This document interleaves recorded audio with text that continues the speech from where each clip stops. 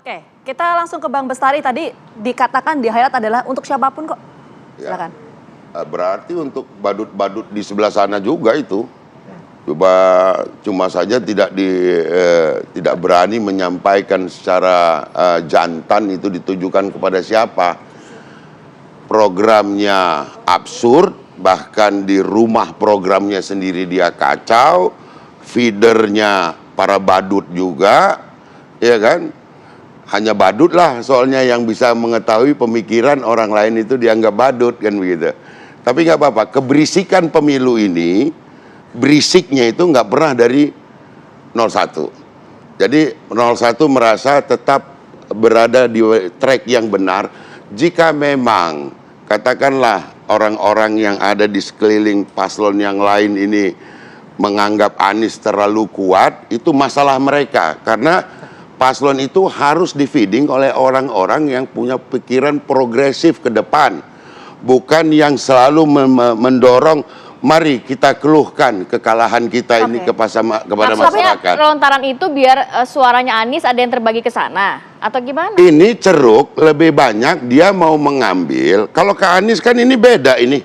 Ya kan? Sama sekali sudah berbeda. Anies ini adalah, ini yang kemarin emak-emak kecewa, ya sudah bertarung habis-habisan, tiba-tiba jagonya nggak kuat berada di wilayah tak berkekuasaan, ya kan, bisnis nggak lancar segala macam. Jadi yang cuma bisa dia ambil dari ini abang saya ini. Sebelum ke Bang Ruhut, artinya ini Anda merasa bahwa pernyataan Pak Prabowo ini memang ditujukan untuk Pak Anies? Anda merasa itu? Tendensinya kemana menurut Anda? Itu dulu. Itu terserah, kita kembalikannya sama aja, terserah kepada dia mau kemana, karena itulah kemampuan narasi yang dimiliki.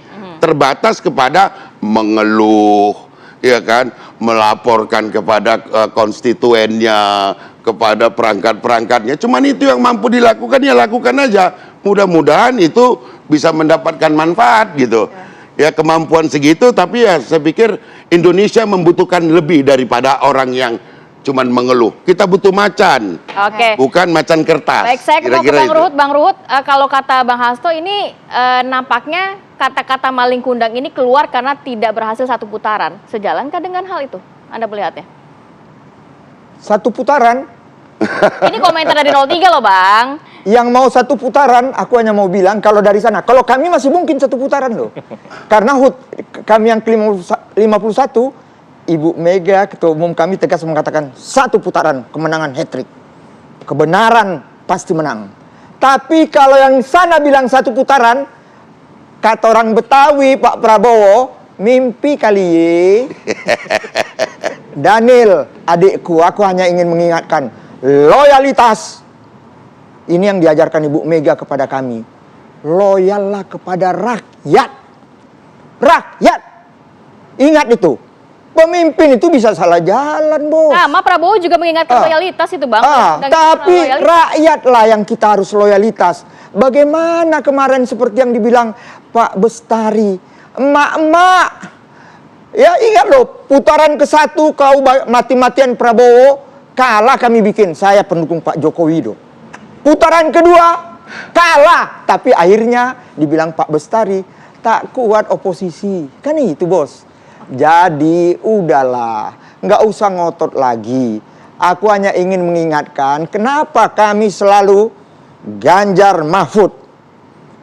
Kalian di satu pihak angkat Pak Jokowi, di satu pihak merendahkan Pak Jokowi dengan mau bagi-bagi susu.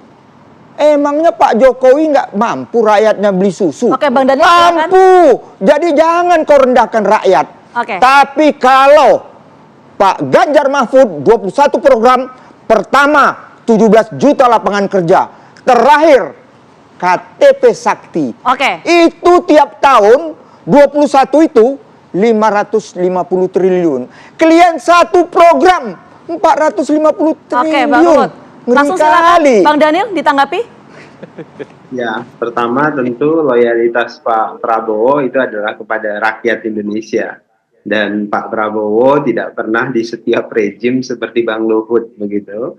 Dan Pak Prabowo tentu dalam posisi kontributif kepada rakyat, kontributif kepada bangsa dan negara. Itu karakteristik Pak Prabowo, dan Pak Prabowo tidak sehebat Bang Ruhut tentu bisa ketika Pak Harto bareng dengan Pak Harto, ketika Pak SBY bersama Pak SBY dan seterusnya. Jadi Pak Prabowo ya loyalitasnya kepada rakyat sepenuhnya, dan saya juga tidak ingin mencontoh Bang Ruhut begitu. Itu pertama.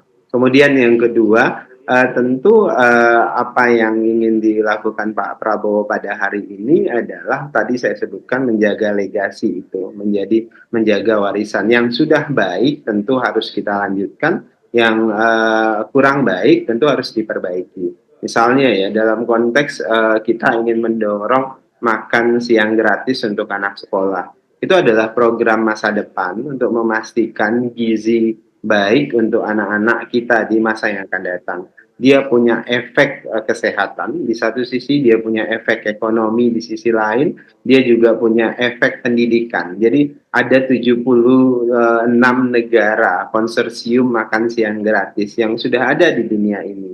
Dan itu menjadi best practice dan efektif mendorong peninggian tingkat kesehatan, kualitas pendidikan, sekaligus juga multiplier efek ekonomi. Jadi ada fakta empiriknya. Kemudian yang ketiga, Mbak, politik salah satu yang menjadi basis untuk bergerak itu adalah data survei.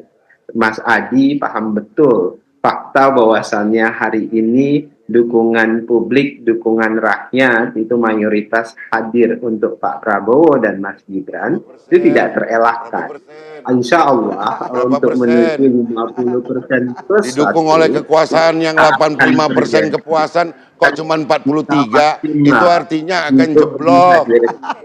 Dan data statistik itu menunjukkan bahwasannya publik percaya dengan Pak Prabowo, publik percaya dengan Mas Gibran, dan kami yakin untuk menuju sekali putaran tentu akan bisa dilakukan. Apalagi tentu komunikasi Pak Prabowo akan tetap baik dengan dengan Bu Megawati misalnya, karena Pak Prabowo tetap menghormati Bu Megawati. Kalau kita menilai PDIP ya nilai dari Bu Megawati. Kalau Bang Ruhut ya tidak bisa merepresentasikan PDIP. Oke, kita tangkap poinnya Bang Daniel. Terakhir kita mau ke Mas Adi. Mas Adi, ada 2 pertanyaan saya. Efek yang pernyataan dari Pak Prabowo ini apa? Efek elektoralnya itu yang pertama. Kemudian kedua, kita lihat ini saling ngotot satu sama lain. Tapi ketika nanti pasca Pilpres, apakah akan terjadi rekonsiliasi? Semuanya ini akan bergabung dalam satu kolam yang sama atau seperti apa? Seperti Pilpres 2019. Akan seperti apa gambarannya? Ya, saya memahami ini adalah perang keberlanjutan pasca debat sebenarnya. Jadi kalau boleh jujur, waktu yang disediakan oleh KPU ini kan tidak terlampau sophisticated sebenarnya untuk mengekspos semua gagasan, sanggah-sanggahan antar paslon. Gitu ya. Jadi wajar kalau kemudian perdebatan itu meluber keluar, meluber di panggung di ruang-ruang lainnya gitu di ruang-ruang yang lain yang saya kira mulai diamplifikasi sejak pasca debat mulai pertama, kedua, dan ketiga ya. Itu artinya apa? Memang debat itu tidak memuluskan apapun, dan bahkan agak aneh sebenarnya kalau debat itu dianggap sebagai konklusi dan menyederhanakan persoalan bahwa ini yang terbaik dan siapa yang terburuk. Oleh karena itu bagi saya perang narasi tentang siapa yang maling kundang, siapa yang kemudian air susu dibalas air tuba, ini kan untuk menunjukkan satu sama yang lain. Tapi kalau saya membaca secara intensi, pernyataan Pak Prabowo itu specifically ditujukan kepada Anies Baswedan. Mungkin karena dalam debat yang ketiga itu memang Anies begitu agresif. Berarti sangat takut sekali Pak Prabowo ini dengan Anies kan? Itu yang pengen kita dengar sebetulnya. Jadi sejak awal sudah gaspol, di muqaddimahnya sampai akhir, Anies itu sudah di gigi 6 ya. Bahwa dia terus memberikan serangan-serangan yang cukup agresif kepada Pak Prabowo Subianto.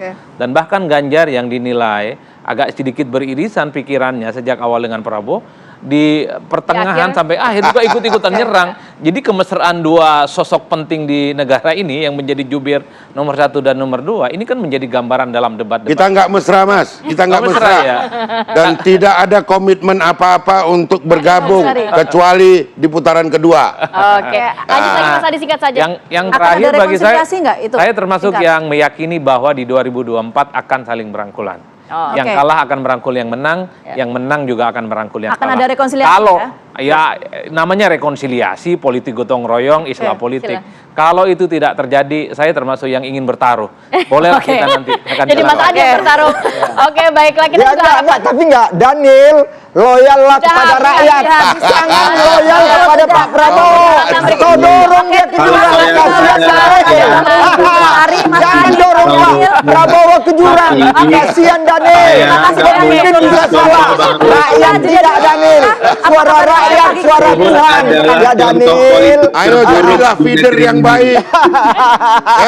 Baik, terima kasih Bapak sudah Ya, berbagi makasih. kesempatan. Sehat selalu. Nah, Selamat Makasih, bertugas. Daniel. Daniel Contoh sudah politik. waktunya. Ya, ayo Daniel, ngomong lagi. Ayo, terus. Baik, Ayo Daniel, Daniel, ayo, ayo. Oke, durasi habis, durasi habis, Bang Daniel. Kita jeda dulu. Baik, kita jeda dulu ya. Terima kasih, kita jeda dulu. Apa kabar Indonesia Pagi kembali hadir saat lagi untuk Anda. Tetap bersama kami.